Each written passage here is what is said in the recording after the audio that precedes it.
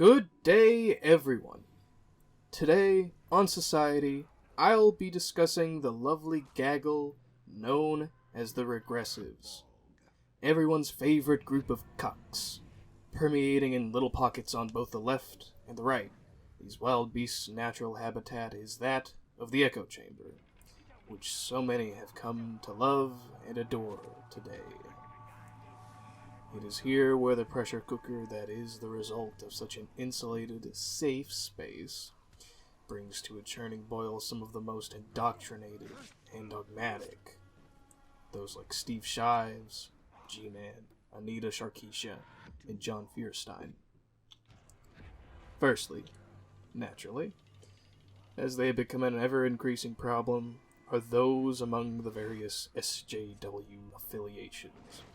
Feminists, Black Lives Matter, and other tragic bands of individuals which flock around things such as policing people's expression to their standards, injecting identity politics into the most misfitting of places, such as fucking glaciology, and generally making a nuisance out of themselves.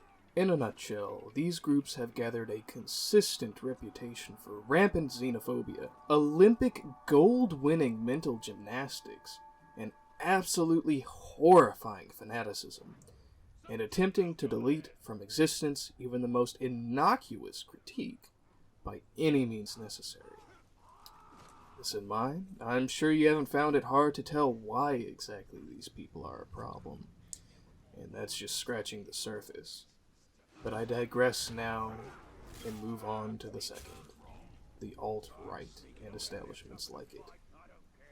As you may have gathered from the name for them, this is a far more nebulous and amorphous sort than the more Marxist side of the coin.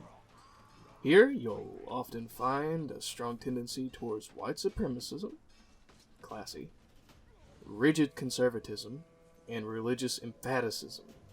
While this loose network has not been nearly as destructive, the existence of such a social fission reactor still bolsters the ever-increasing issue of insularity that is slowly chiseling away at the perception and grasp of sound reason of society at large. These two halves are of the same whole, as I find it, and a result of a great many festering societal issues at large. Most directly, it is a solution of acceptance of intellectual frailty, neo-tribalism, and deeply ingrained pursuit to confirm one's biases. As such, where these splinters are lodged in the body of humanity, it becomes no great task for any one idea or dogma to gain immense momentum and radicalize those who follow it. An example of this is the riots given base by Black Lives Matter ideology and ignited by the shooting of Civil Smith, a man which attempted to escape a suspicious activity vehicle stopped by the police with a loaded handgun and reportedly several hundred rounds of ammunition.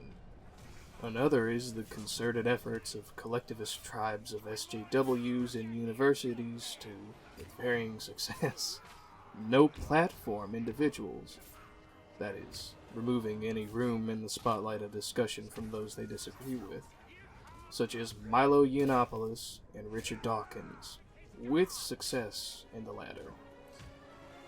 If you're taken aback by these, try to keep in mind that this is only the beginning, specifically from the leftist half, and only a small dose of what is left unchecked can manifest. The alt-right is only a relatively recent phenomenon, and if this is what the authoritarian left has given eldritch birth to, one can imagine the horrors that await us given the long enough time from its mirrored opposition. But all of this leaves the question, what do we do about it exactly? How do we halt the current and coming avalanches of these ambitious tribes? To this, I say, light the broadsides. Engage them in their shadowy corners of the internet. Delve deep into the ocean of Kool-Aid that both sides have drank in and dry it up with sound reason after concrete line of logic.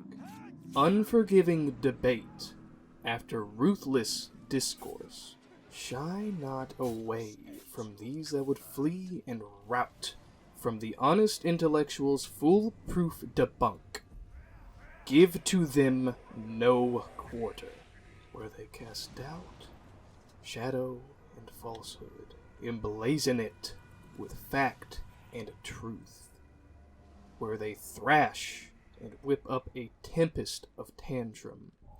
Hold steadfast your measured demeanor and allow them to fall onto your proverbial pikes, where they recluse march thence, through showing the wider world their ignorance and asserting the fact of the matter along with citation.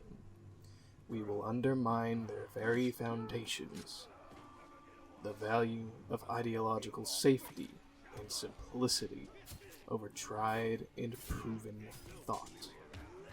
And it is to this cause, we who care for freedom of thought, expression, and every other right, these gatherings seek to sweep under their Orwellian blanket, must commit ourselves to without reservation. Till the next time, everyone, this has been Xilver with a Z.